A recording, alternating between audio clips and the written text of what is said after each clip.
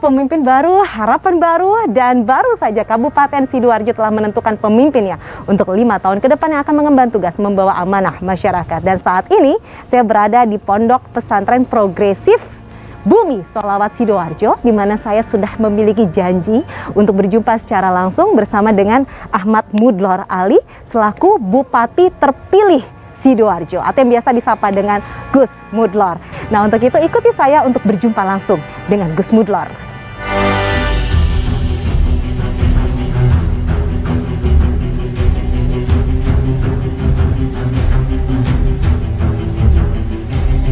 Muda usia, penuh semangat membara untuk mengembangkan Kabupaten Sidoarjo lebih baik.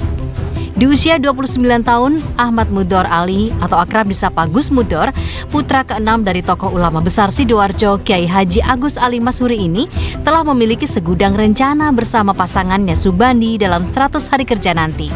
Bahkan saat rapat pleno terbuka penetapan Bupati dan Wakil Bupati Sidoarjo terpilih 23 Januari lalu, Gus Mudlor siap mendengarkan semua aspirasi warga Sidoarjo, termasuk jika ada yang tidak sependapat dengannya.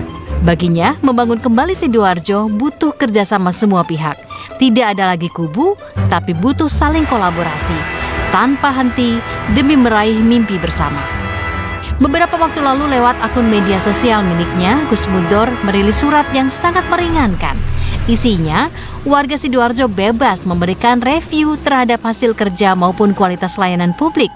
Apapun komentar pahit dan manis dari warga siap diterimanya demi perbaikan kerja dan layanan publik. Selain menjadi Direktur Pendidikan Sekolah Progresif Bumi Sholawat Sidoarjo, sarjana Ilmu Politik Universitas Erlangga ini juga aktif sebagai Ketua PWGP Ansor Jatim dan CEO Sidorsik, sebuah gerakan sosial anak-anak muda Sidoarjo. Kini, sebagai bagian dari generasi milenial, Ahmad Mudlor Ali siap memulai perjalanan barunya. Siapkan langkah-langkah besar ke depan demi membangun Sidoarjo.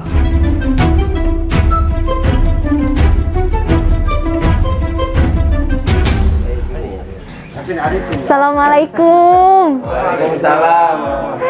Permisi mengganggu. Apa kabar, Gus? Monggo Mbak Bing, Maaf mengganggu. Permisi. Monggo Pinara. Memang kita siapkan ini, Mbak. Oh, matur nuwun. Wah. Ini nyaman sekali tempatnya. Ya, terima kasih, Gus. Wah, ini namanya apa, Gus, tempat ini, Gus? Nggak tahu, kalau orang-orang sih nyebutnya pendopo mini. Pendopo mini. Pendopo mini. Memang biasa kalau datang ke pondok pasti langsung diterima tamunya di sini, ya, Gus, di ya. sini, apalagi kalau setelah pandemi, jadi keluarga memang menyaring pengunjung atau tamu untuk tidak langsung ke Abah. Jadi belok sini dulu, belok ya, sini Gus, dulu. ya. Masya Allah. Gus, gimana kabarnya, sehat, Gus? Alhamdulillah. Alhamdulillah, baik. Sosok Gus Mudlor ini kan kalau masyarakat itu kenalnya sosok yang aktif, berorganisasi. Terus kemudian orang pondok pasti, orang pesantren pasti, ya, Gus, ya. Akademisi juga, karena mengajar santri-santri juga. Terus yang terbaru adalah Bupati Sidoarjo. Nah, pasti masyarakat itu banyak tahu cerita-cerita yang sering didapatkan kalau di sosial media, di berita. Banyak yang tidak mengenal dekat seperti apakah sosok Gus Mudlor ini secara personalnya, bagaimana dengan keluarga.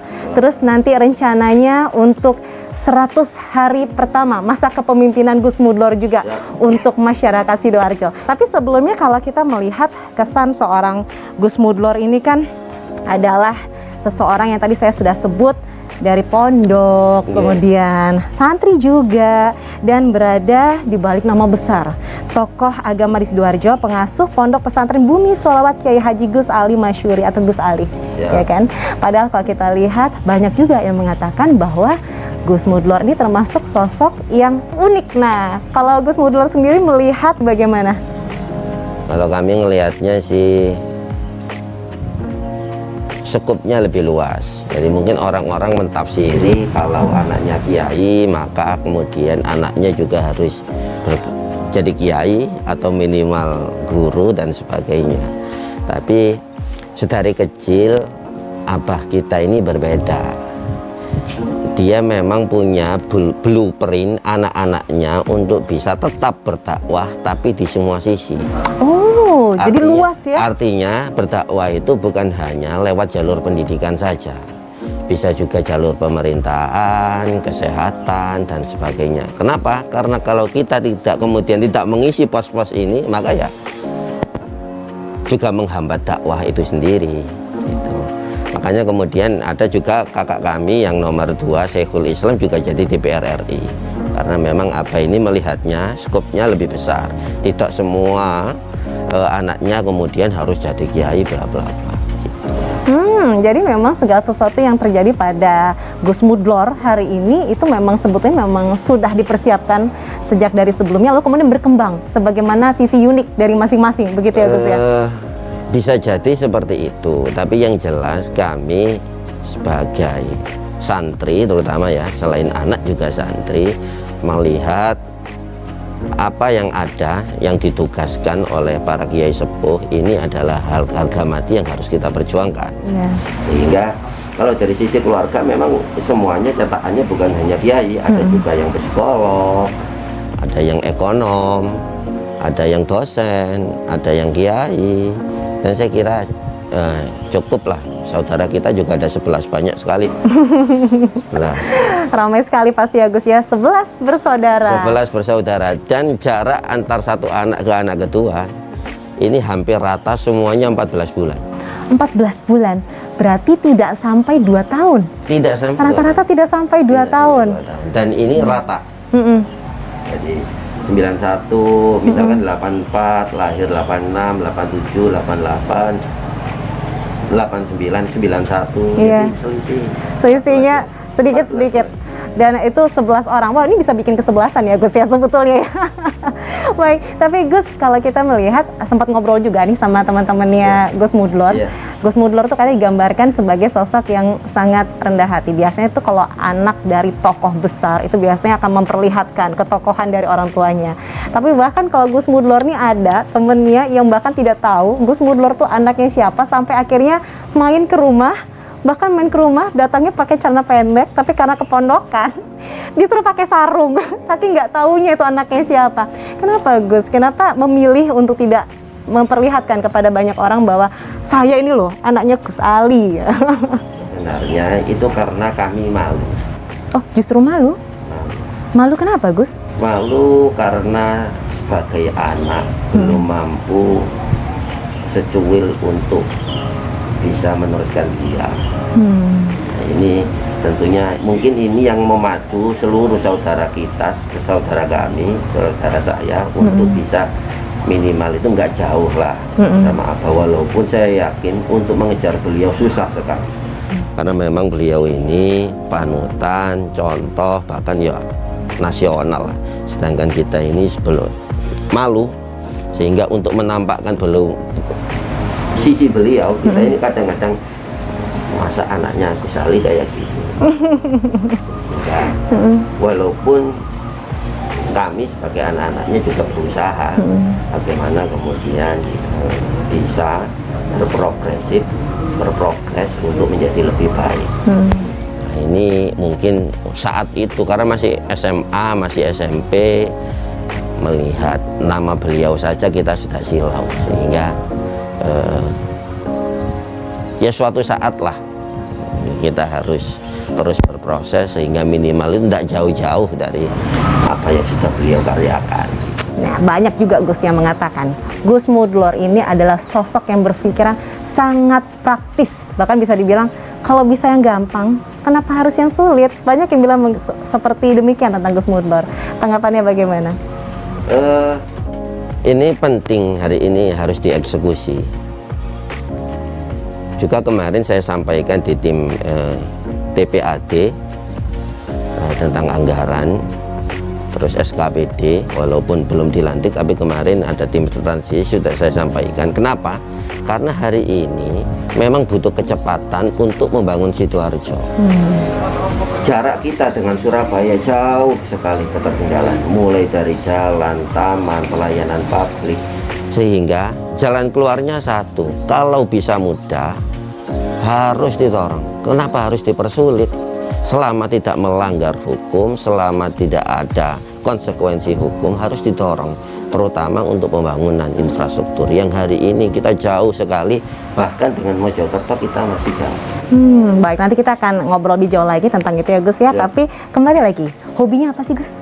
Sebenarnya kalau basic asli, karena memang basicnya dari dunia pendidikan, kebetulan kami ini jelek-jelek ini quality assurance bidang pendidikan.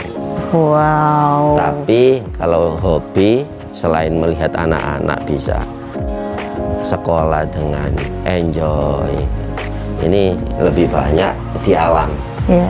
Misalnya mancing di laut, terus naik gunung dan sebagainya. Apa nikmatnya Gus? Ketika di laut, di tengah gunung, kita ini seakan-akan merasakan ketentraman dan merasa kecil, sehingga nanti di sana bisa berpikir lebih enak, inspirasi bisa mengalir. Oh, jadi alam adalah pilihan terbaik bagi Gus Mudlor untuk bisa menghabiskan waktu, terutama pada saat sedang senggang, memancing dan kemudian di gunung ya. Wah, ini adalah dua hobi yang tentunya dipilih oleh Gus Mudlor. Nanti kita akan tahu lebih banyak lagi ya Gus ya. Kita akan berbagi tentang keluarga. Kita belum ngobrol tentang keluarga ya Gus ya. Tentunya nanti kita akan kembali lagi masih bersama dalam Pemimpin Baru Harapan Baru. Baik, kita masih bersama dalam Pemimpin Baru Harapan Baru dan tentunya bersama dengan Bapak Ahmad Mudlor Ali, biasa disapa dengan Gus Mudlor, dan beliau ini adalah Bupati terpilih Sidoarjo. Nah, untuk itu tadi kita sudah ada di depan rumah kayu ya Gus ya. Itu saringan pertama di era pandemi. Saringan pertama di era pandemi. Terus kemudian kita jalani cukup jauh pemirsa. Dan sekarang kita sudah sampai di mana ini Gus? Ini di kompleks pondok khusus asrama putri. Khusus asrama putri. Totalnya besarnya berapa ya Gus ya untuk bumi sholawat ini? Sekarang ada 10 sampai 11 hektar. 10 sampai 11 hektar. Isinya apa aja Gus kalau boleh tahu Gus? Kalau santri di sini memang karena kelasnya dibatasi walaupun besar, jadi kelas maksimal ini hanya 25. Iya. Ada yang Cambridge ini hanya 20, sehingga memang makan ruang belajarnya banyak, sehingga walaupun gedungnya besar tapi jumlahnya yaitu karena dilimited. Santrinya sekitar 2.000 sampai 3.000. Sampai 3.000 ya Gus ya. Sampai. Gus boleh geser ke sana Gus. Kok Boleh, saya boleh, melihat boleh. ini kekinian ya Gus ya. Ini Tanaman. ini karena orang-orang setelah pandemi kan bingung cari apa, kegiatan apa kan. Termasuk juga di bumi sholawat pun juga tren untuk tanaman ya Gus ya. Hampir semua di bumi sholawat ini karena basicnya memang penghijauan, terus sayang lingkungan, lestarikan lingkungan, lestarikan air, tanah, sehingga ada 70 macam buah di sini. 70 macam buah. 70 macam buah. Sampai Luar sebut biasa. buah apa pasti ada. Luar biasa. Tadi salah satunya pada saat kita sampai di area asrama putri itu ada kakak ya, kakak Ada dari Gus Mudlor, betul ya. Nah, kalau kita melihat Gus Mudlor ini sekali lagi 11 bersaudara. 11. Berarti saudara satu keluarga tuh besar gitu ya Gus ya. Dan kita juga ingin tahu Gus, sebetulnya bagaimana support dari keluarga besar sendiri, dari kakak-kakak, dari orang tua, dari istri. Nah, istri bagaimana Gus? Saya kira kalau istri tidak bisa dipertanyakan lagi bagaimana dukungannya, karena mulai dari 1 tahun yang lalu saya itu kampanye berangkat jam 2:30 pagi, pulang jam 12 malam. 2:30 pagi pulang jam 12 malam, berarti total di rumah cuma sekitar 3 jaman ya Gus? Kadang-kadang malah enggak pulang. Oh, kadang-kadang nggak pulang. Sehingga memang dukungannya, terus mengikhlaskan waktunya untuk berjuang ini tidak bisa dipertanyakan lagi. Sedangkan kalau untuk keluarga, alhamdulillah dari 11 bersaudara serta orang tua ini supportnya sudah enggak hitungan, sehingga kalau ditanya siapa yang paling berjasa, pasti keluarga. Yang paling berjasa pasti keluarga, menemani kami, membantu kami, mensupport kami, baik emosional, material, semuanya. Nah, ini kalau ditanyakan bagaimana, sudah tidak terhitung. Apalagi ngelihat orang tua seperti itu, doanya dan sebagainya, ini tidak bisa. Seandainya dinominalkan tidak ada harganya. Karena harganya tidak akan pernah bisa dihitung. Tidak pernah bisa dihitung. Matematikanya beda. Nah kalau anak berapa Gus? Anak 2. Anak 2. Nah melihat ayahanda jarang di rumah, bagaimana komentarnya Gus? Pertama-tama pasti nyari, tapi seiring waktu ngelihat foto bapaknya, abahnya ada di jalan, jadi pertanyaannya yang konyol-konyol keluar. Contohnya Gus? Apa ikut lomba ya? Dan sebagainya. Lihat abahnya debat itu, ngelihat apa tadi lomba apa, nomor Cerdas 2 kan cermat. gitu. Jadi kadang-kadang itu kita pulang itu hiburannya, terus posternya mood itu di sana. Kadang-kadang kan semangat turun, sehingga alhamdulillah dukungan itu terus ada. Orang tua, istri, saudara semuanya mendukung, menjadi satu, menjadi kekuatan dan penyemangat saya. Jadi tahan banting. Jadi Karena tahan banting. logikanya kalau orang berangkat 2:30 pulang malam, 2:30 pagi pulang malam, harusnya sudah drop, apalagi di era pandemi seperti ini kan. Alhamdulillah, mungkin juga doanya para kiai, doanya orang tua, doanya saudara, ini yang membuat kita terus survive, terus bisa kuat dan tahan banting menghadapi kontestasi ini. Nah kalau kita lihat ya, kita semua tahu sekali lagi Gus itu adalah putra tokoh yang sangat luar biasa, yaitu Gus Ali. Menjadi putra dari Gus Ali itu adalah beban atau itu adalah jackpot bonus? Kalau saya melihatnya beban. Justru beban? Beban. Kenapa? Kalau kita tidak bisa melanjutkan perjuangan beliau, kita ini malu. Iya. Malunya karena? Ya karena nggak bisa meneruskan. Jadi kalau orang lain mungkin senang, kalau kita melihatnya adalah sebuah karunia juga, iya. Diaku tidak diaku pasti ya. Tapi kan itu tidak bisa dipilih Pak, itu kan given. Tapi yang jelas kalau saya, yang lebih besar adalah bagaimana, misalkan di kontestasi, bagaimana saya memastikan saya ini tidak memalukan keluarga. Itu nomor satu, tidak Nomor boleh satu. memalukan keluarga. Bagaimana saya bisa membanggakan beliau. Jadi walaupun berangkat 2:30 pulang malam dilakukan, untuk apa? Bagaimana tidak bisa, tidak mengecewakan beliau. Bagaimana kemudian tetap bisa membuat beliau tetap tersenyum dan sebagainya. Awalnya saya ini dimohon oleh banyak teman-teman dari Pak Bupati, Pak Saiful, semua itu membuat kita untuk jadikan wakil. Rata-rata itu targetnya wakil semua, termasuk Pak Ami, Pak Saiful, terus akhirnya yang terakhir itu, yang pertama kali mohon itu Gus Ali. Saya pagi ditelepon, itu tidak salah bulan 11, dimohon Gus Ali, saya disuruh rawuh di pondok. Bah, saya memang datang ke rumah, ya ini ada, pokoknya pas penting datang ke rumah, terus saya datang ke sana. Itu tidak salah bulan 11. Bulan 11, waktu itu saya belum kenal dengan Gus Mudor. Katanya ada suara langit, saya disuruh ngobrol-ngobrol, bahwa saya disuruh bergandengan dengan Gus Mudor. Nah, saya mendapat kabar juga bahwa salah satu yang membuat Gus Mudlor itu yakin untuk masuk ke pilkada, itu karena juga doa restu dari orang tua. Betulkah itu? Benar. Karena sebenarnya kita ini kan basicnya quality assurance pendidikan. Kalau dibilang hidup sudah enak, duit pegang, istri cantik, Alhamdulillah. iya, nggak nambah lagi lah insya Allah. Oh alhamdulillah. Anak punya, jalan-jalan mampu, belanja-belanja mampu, semuanya mampu, hidup tenang, kerja juga tinggal marah-marah misalkan.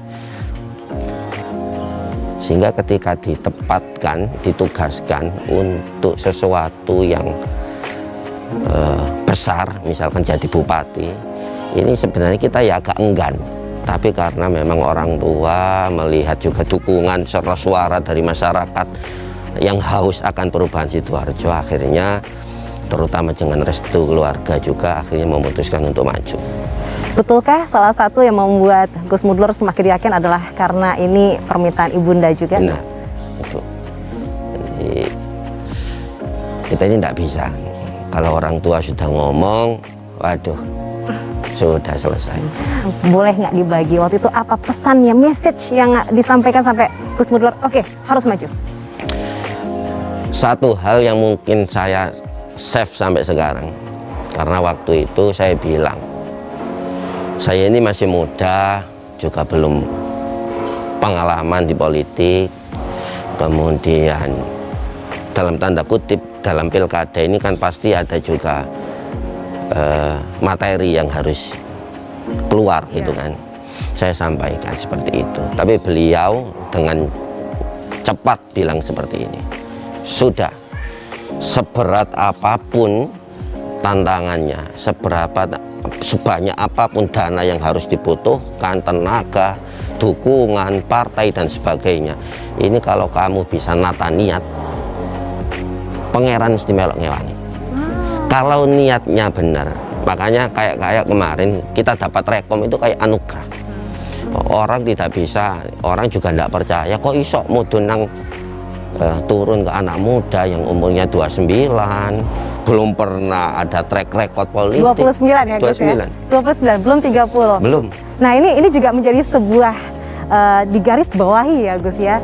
Seorang pemimpin, orang nomor 1 di Sidoarjo dengan usia di bawah 30 tahun. Seperti ini pertama kalinya loh Gus. Sebenarnya Gus Mudlor itu nantinya mau jadi pemimpin yang seperti apa? Yang berjiwa muda, yang energik, yang anak muda, yang akan mengubah semuanya menjadi tatanan yang serba muda atau seperti apa? Pertama kalau bahas muda sebenarnya ini juga tren leader hari ini ya. Jadi kalau Pacitan ada 27 tahun, Tuban 28 tahun, kemudian Kediri 28 tahun, Trenggalek 30 tahun. Tapi kalau kami sebenarnya kalau minta bagaimana setting Sidoarjo ke depan, kita kebetulan pakai lembaga survei itu, sehingga kita merangkum sebenarnya apa yang menjadi program kita hari ini adalah apa yang menjadi aspirasi masyarakat.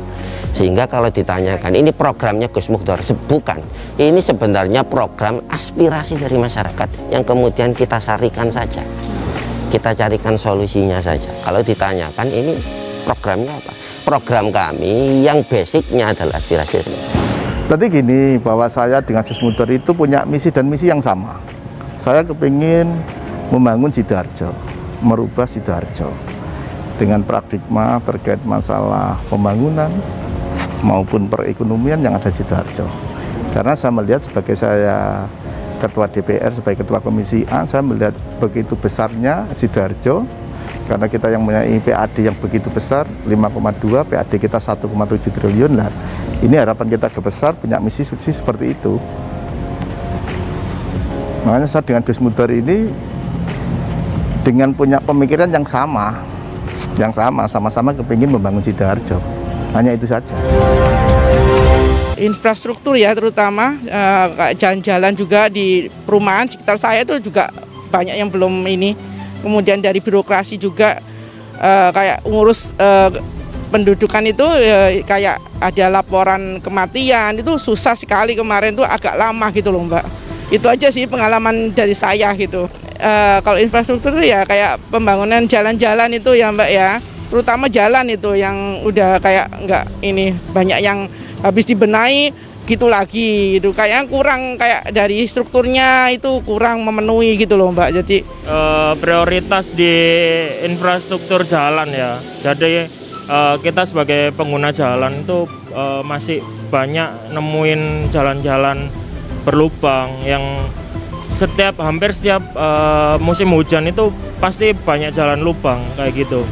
Ya kayak di daerah taman, terus setelah itu di daerah Porong yang bypass itu sampai nggak bisa dilewatin sama kendaraan, sampai mereka lewat di frontage-nya. Kenapa setiap musim hujan selalu lubang-lubang kayak gitu jalannya. Jadi ya itu sih paling prioritas. Gus, sekarang ini kita sudah pindah tempat lagi. Kita berada di mana nih Gus? Ini Cambridge. Jadi ini baru SMA. Yang ini Cambridge? Ini Cambridge, ini SMA. Oh, dan saat ini bagaimana Gus dalam suasana pandemi? Apakah masih belajar di Bumi Sholawat, progresif Bumi Sholawat ya, ataukah belajar online dari rumah? Kebetulan hari ini libur. Memang kalau sekolah kita ini tidak begitu aktif dan memang ketat sekali. Jadi anak-anak yang masuk harus swab semua, guru-guru yang masuk harus swab semua. Setelah itu di karantina tidak masuk, tapi kita tetap belajar mengajar. Oh, jadi setelah swab di karantina nggak boleh masuk, nggak boleh keluar? Nggak boleh keluar semuanya. Nggak boleh. Nggak boleh. Sampai Karena seketat itu ini menjaga, baru ya? kita kesini karena juga liburan. Oh begitu. Makanya tadi itu kalau ada tamu ya kecantol yang di depan tadi. Rumah kayu. Rumah tadi. kayu tadi. Iya. Jadi memang ketat, bahkan saya pun juga enggak berani ke sini. WHO-nya terlalu banyak. Baik Gus, kita semua tahu ya bahwa untuk sekolah progresif dini Sholawat ini sangat dikenal sekali bagaimana sistem pendidikannya, dan begitu banyak yang memimpikan untuk bisa sekolah di sini, bahkan tidak hanya dari masyarakat Sidoarjo ya Gus yang sekolah di sini ya. Dari luar kota banyak Gus. Dari luar kota, luar provinsi, luar negeri ada. Luar negeri? Ada. Contohnya dari mana Gus? Dari Jepang ada, Singapura ada, Qatar ada.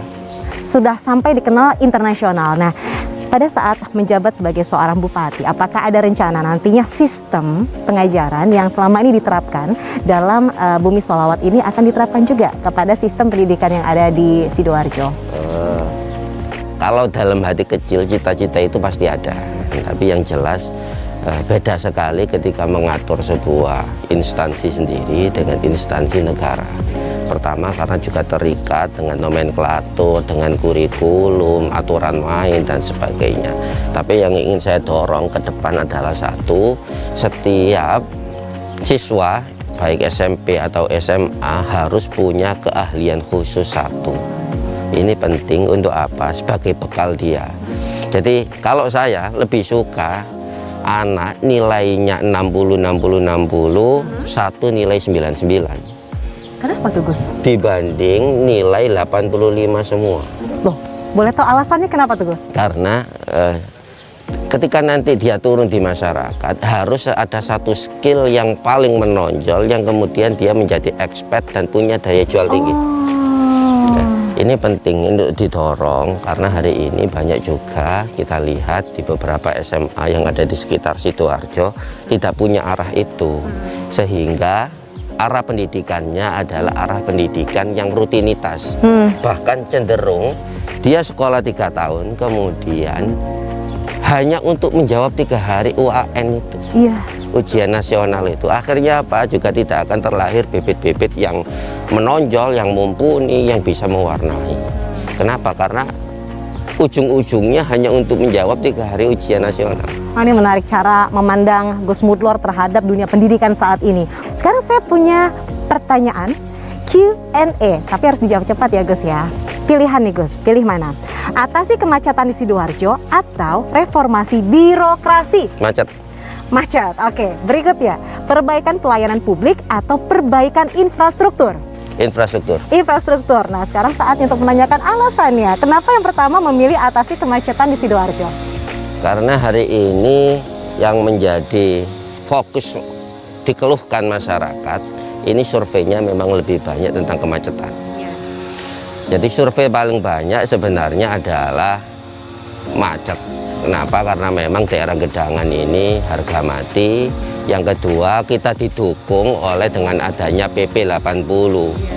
Peraturan pemerintah Kepres tahun 80 nomor 80 tentang pembangunan infrastruktur, yakni berupa frontage, berupa flyover Gedangan sama flyover Aloha. Ini yang harus kita dorong pertama karena macet ini lebih urgent. Sedangkan kalau untuk pelayanan publik ini memang ada keluhan dari masyarakat, tetapi dengan adanya MPP ini sebenarnya beres. Tinggal bagaimana kemudian kita menggerakkan pelayanan di sana lebih baik, lebih ramah, lebih akuntabel, tidak ada jasa-jasa ilegal itu. Saya kira itu simpel sekali. Tapi kalau untuk macet ini sesuatu yang kompleks yang harus dituntaskan dengan cepat. Wah, sudah terjawab ya pemirsa. Baik, berikut ya, bagaimana gambaran Anda untuk mewujudkan visi misi untuk memajukan suatu daerah? Dalam hal ini pasti Sidoarjo. Visi misinya bagaimana? Pertama, visi misi itu tidak boleh berasal hanya dari pembuatnya saja, tapi juga harus berasal dari penerima. Jadi harus berbasis pada aspirasi yang dibutuhkan masyarakat Sidoarjo hari ini, sehingga visi misi kami maka otomatis adalah juga yang diimpikan oleh masyarakat Sidoarjo. Nah, ini yang kita dorong, termasuk yang ada di 17 program. Hari ini fokus untuk masalah pemulihan ekonomi pasca COVID, termasuk COVID juga, serta pelayanan publik dan infrastruktur yang mumpuni. Wah, ini semakin mengkerucut, berarti kita juga ingin tahu Gus, kira-kira buat 100 hari pertama, upaya atau program apa yang akan diterapkan pada masa pemerintahan Gus Mudlor? Gini, kalau bicara 100 hari sebenarnya kita agak kesusahan. Kenapa? Satu, anggaran yang kita pakai adalah anggaran APBD tahun 2021 yang itu bukan saya yang buat. Ini masih melanjutkan RPJMD dari pemerintahan sebelumnya. Sehingga yang kita dorong dalam 100 hari ini adalah setiap program yang bisa disinkronkan dengan program kami. Apa? Frontage, Rumah Sakit Sidoarjo Barat, sama pelayanan publik dan respon cepat. Bahwa kita juga akan merealisasikan Rumah Sakit Barat yang selama ini diinginkan oleh warga Barat terkait dengan adanya COVID. Ini orang-orang itu kalau sakit, darah tarik itu larinya Mojokerto, darah balung bendong Mojokerto. Nah, harapan saya kalau rumah sakit ini direalisasikan, insya Allah untuk mengapar wilayah Barat terkait pembangunan 100 hari kerja kita. Dan yang terakhir terkait masalah BPJS kelas 3 yang kemarin kita sampaikan, insya Allah bulan April ini realisasi, karena kita sudah koordinasi Bapeda, BPJS dengan Pak Sekda maupun BIMA. Nanti insya Allah April ini BPJS kelas 3 ini akan realisasi. Dan kalau menjadi seorang pemimpin, apalagi ini baru ya Gus ya, pastinya Gus juga berhadapan dengan adanya pro dan kontra. Siap. Nah, bagaimana menghadapi pro dan kontra yang ada? Mungkin boleh kasih tahu juga contohnya seperti apa Gus? Terus mensinergikannya nih seperti apa? Saya kira kemarin kalau orang lihat beritanya ini juga rame. Kenapa kami Mukhdor Subandi kemarin menolak secara atau menangguhkan, bukan menolak ya bahasanya, menangguhkan proyek gedung Pemda 8 lantai. Nah, itu boleh tahu Gus sebenarnya alasannya itu kenapa sampai seperti itu? Karena simpel, jalan-jalan banyak yang rusak, infrastruktur untuk publik banyak yang rusak. Masa kita mau mentingin kantor kita nih? Gitu aja, simpel. Dan alhamdulillah itu dia kemarin, kembali lagi kepada pemikiran yang praktis ya. Iya. Kalau bisa mudah, kenapa harus dipersulit? Nah, jadi kalau ada yang lebih penting, kenapa harus yang pakai sekender? Wah, luar biasa. Luar biasa Gus. Jalan-jalan rusak tapi kita kok mau bangun. Misalkan yang kedua, kalau dibilang pro kontra, misalkan masalah frontage ini. Terkadang dari pemerintahan sebelumnya banyak yang merasa, Gus itu nanti ada penggusuran loh. Kalau kami Mukhdor Subandi berkomitmen dari awal, saya tidak apa-apa dibenci 10.000 orang, tidak apa-apa, saya akan tetap lakukan itu, tapi saya akan bisa berjasa pada 1 juta orang yang lewat sana. Ya, frontage ini harus kita selesaikan, kita tangani dengan sungguh-sungguh, karena tahun kemarin sudah kita anggarkan kurang lebih hampir 85 miliar, ternyata anggaran tidak diserap. Lama dari itu saya dengan Gus Mudlor punya komitmen gimana merealisasikan PR-PR yang kemarin itu bisa selesai. Ini kemarin kita juga sudah berkoordinasi dengan Pak Sekda, dengan Bapeda, dengan BPN, juga dengan Pak Kajari untuk membantu gimana mempermudahkan realisasi terkait masalah PR kita terkait frontage, masalahnya apa. Pak Kajari juga sudah menyampaikan, insya Allah mau kita bantu, karena nanti Pak Jari juga ikut turun tangan, biarkan nanti semuanya proses untuk pelepasan itu selesai. Oke, sekarang kita masuk untuk tantangan daerah. Nah, ini juga kita melihat ya bagaimana banyak sekali tantangan demi tantangan yang harus dihadapi pada saat menjabat sebagai orang nomor 1 di Sidoarjo. Kira-kira seperti apakah tantangan ke depan yang saat ini sudah dipetakan? Tantangan hari ini adalah bagaimana meneruskan beberapa pembangunan infrastruktur yang memang lambat. Iya. Contoh misalkan sungai-sungai di seluruh Sidoarjo itu dangkal. Dangkalnya karena apa? Sampah juga, terus juga karena memang juga endapan dari atas dan sebagainya, ini dangkal sekali, sehingga nggak kaget beberapa titik di Sidoarjo kemudian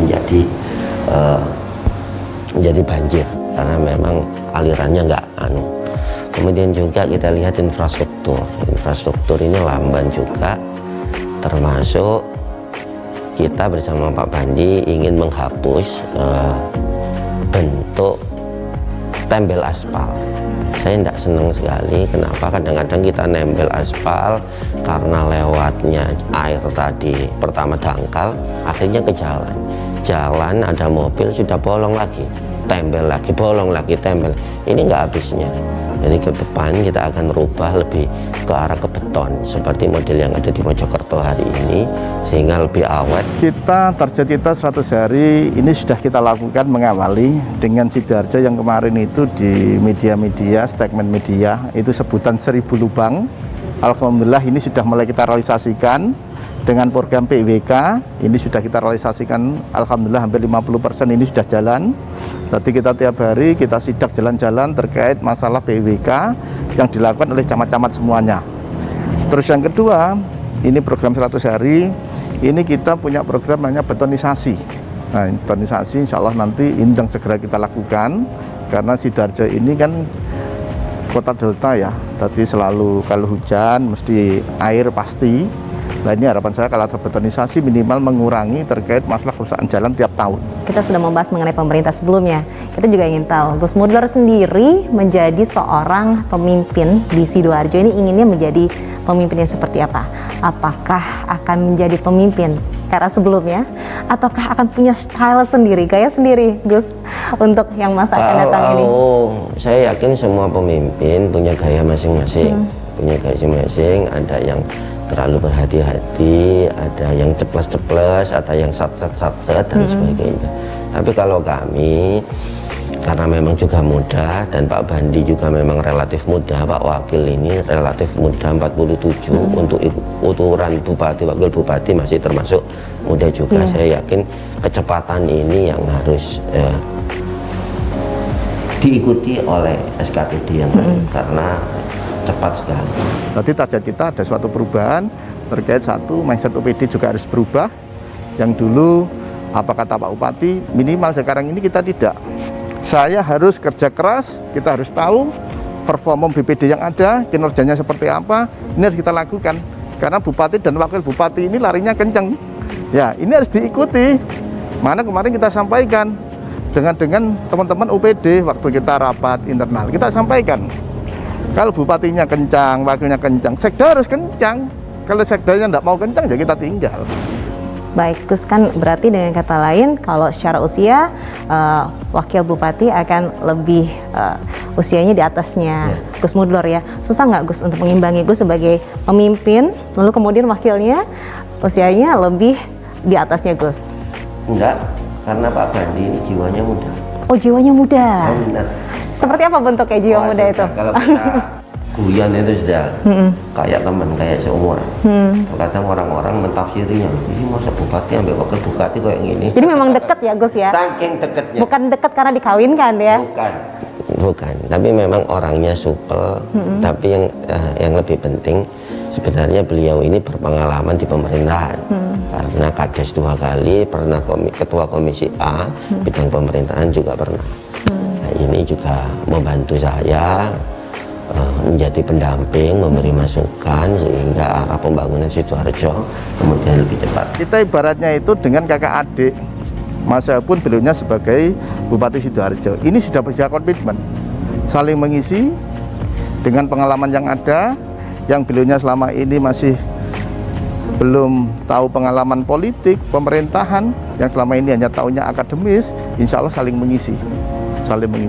Mana kita saling bercanda, kadang beliaunya manggil saya juga Beb, ya ini biasa seperti kakak adik. Jadi kita saling mengisi, jadi tidak ada keretaan atau apa, tidak ada. Insya Allah kalau nanti ada masalah, pasti dia kita tegur.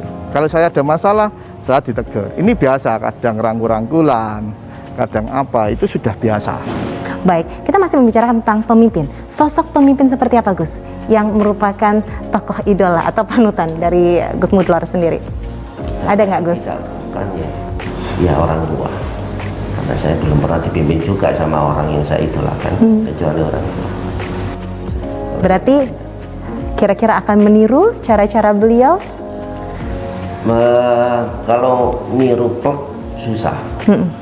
Karena apa ini orangnya pengayom, orangnya pengayom, sehingga kadang-kadang kita juga butuh kematangan. Bahkan orang yang menusuk beliau sendiri ini tetap diramut. Oh ya? seandainya ya dengan kata seperti itu. Kalau kita kan masih anak jengkolan. Gus, tadi kan Gus juga sempat menyebutkan bahwa salah satu aspirasi dari masyarakat adalah mengenai jalanan macet, infrastruktur. Nah, sebetulnya cara menangkap aspirasi masyarakat itu bagaimana, Gus, caranya? Kalau kemarin waktu kampanye ini gampang sekali karena hampir semua desa saya pernah turun ya, jadi mendengarkan cerita langsung dari masyarakat. Ini sering sekali. Yang kedua bisa lewat lembaga survei, lembaga survei yang kredibel sehingga hasilnya juga kredibel seperti yang diinginkan oleh masyarakat. Saya kira dua ini sudah bisa, apalagi besok kita juga punya aparatur pejabat setempat yang banyak, sehingga saya yakin ini bisa cepat mengeksekusi. Tinggal bagaimana mengkoordinasikan puzzle-puzzle ini jadi satu bentuk yang utuh yang maju bersama membangun Sidoarjo. Apakah cara menangkap aspirasi juga akan menggunakan sosial media? Pasti. Nah, kira-kira untuk kedepannya akan mensinergikan sosial media dengan kepemimpinan kah? Pasti.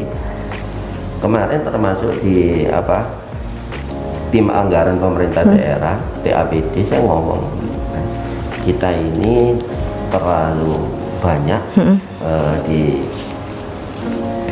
berkutat pada hal-hal yang tidak relevan dengan zaman. Sekarang kalau kita memberitahukan misalkan program X, banyak salurannya. Makanya kemarin saya ramai sekali ketika tahu dana di Infocom itu, kaget karena untuk pemberitaan lewat koran, lewat media massa, lewat radio, lewat media sosial ini hanya 1,2. Ini kemudian yang membuat Sidoarjo ini terkesan tenggelam. Karena apa? Tidak menjadi obrolan. Seandainya ada prestasi juga nggak keluar, apalagi nggak ada apa. Baik, kalau begitu. Wah, ini berarti jadi salah satu yang akan dilakukan juga dalam 100 hari pertama ya. Betul begitu ya, Gus ya? Untuk bisa membangun Sidoarjo supaya lebih terdengar lagi begitu? Bisa, tapi memang anggarannya cuma 1,2. Harapannya besok ya setelah PAK lebih banyak lagi. Karena kita masih pakai APBD yang lama. Oke, nanti kita akan lanjutkan kembali ya. Untuk Anda pemirsa yang mau tahu lebih dekat lagi, masih ada satu segmen lagi tentunya di Pemimpin Baru, Harapan Baru.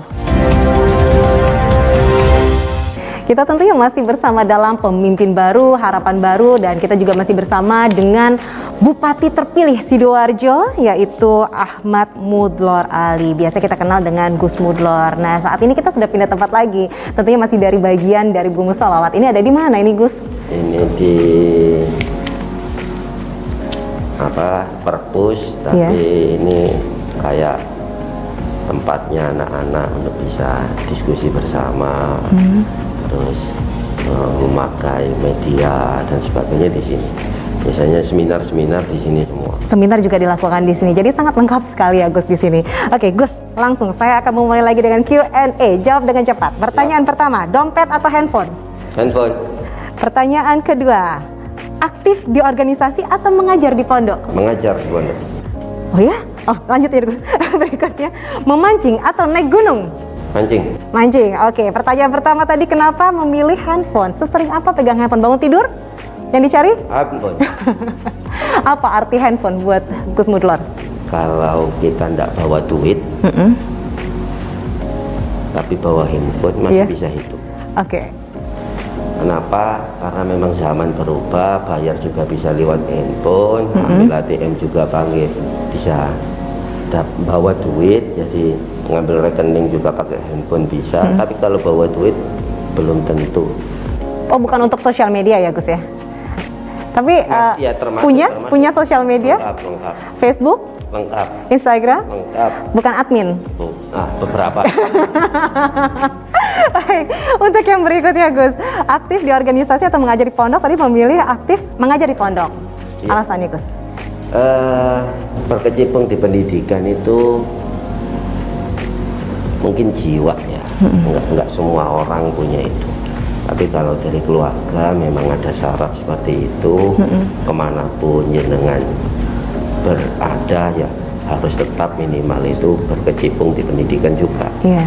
Karena sebenarnya yang bisa menjadi tabungan kita besok itu ya lewat mengajar, amal jariah lah bahasanya kalau orang-orang.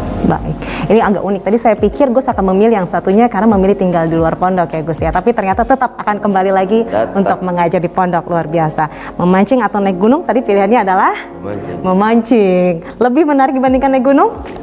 Ya karena kalau naik gunung waktu yang disita banyak.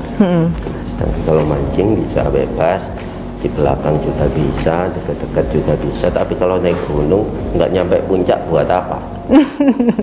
Waktunya ini masalah waktu aja. Jadi karena memang sekarang juga kegiatan juga banyak, bahkan dari hampir 1 tahun ini nggak pernah naik.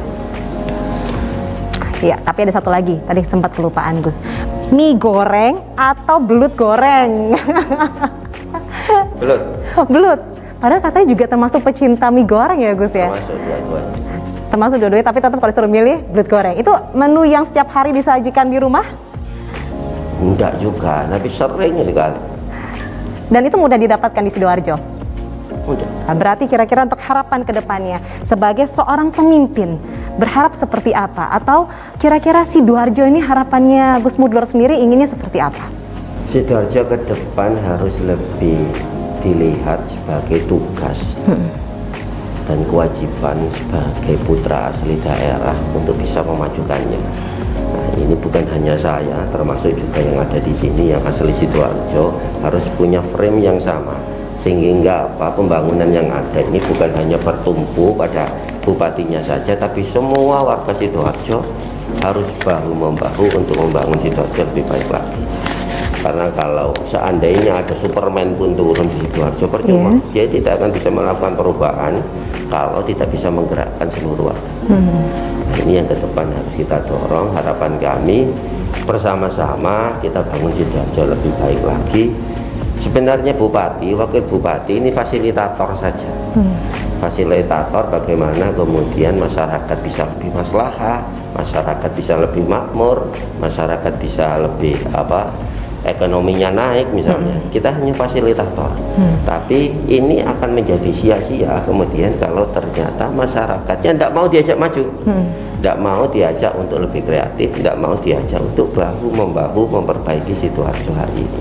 Dan terhormat seluruh masyarakat Sidoarjo, mudah-mudahan saya dengan Bupati Sidoarjo yang terpilih, mudah-mudahan apa yang menjadikan suatu keinginan masyarakat Sidoarjo terkait pembangunan bagus, terkait taman bagus, terkait masalah rumah sakit juga bisa realisasi, terkait bagi masyarakat kita yang tidak mampu bisa kita realisasikan BPJS gratis. Mudah-mudahan nanti ke depan Sidoarjo akan terbangunlah pemimpin yang bijak, pemimpin yang mampu menjawab tantangan masa depan kita bersama. Mudah-mudahan Sidoarjo lebih baik dengan yang dulu dengan sekarang. Hanya itu saja. Baik, kalau begitu kami ucapkan terima kasih Gus. Sukses, mudah-mudahan visi misi bisa terwujud membangun Sidoarjo lebih makmur lagi, lebih sukses lagi, lebih sejahtera lagi. Amin. Baik kalau begitu. Nah itulah tadi obrolan kita yang sangat luar biasa bersama dengan Bupati terpilih dari Sidoarjo yaitu Bapak Ahmad Mudlor Ali atau biasa kita kenal dengan Gus Mudlor. Dan tentunya saya Pinky Daria mengucapkan terima kasih. Sampai jumpa dalam episode berikutnya di Pemimpin Baru Harapan Baru.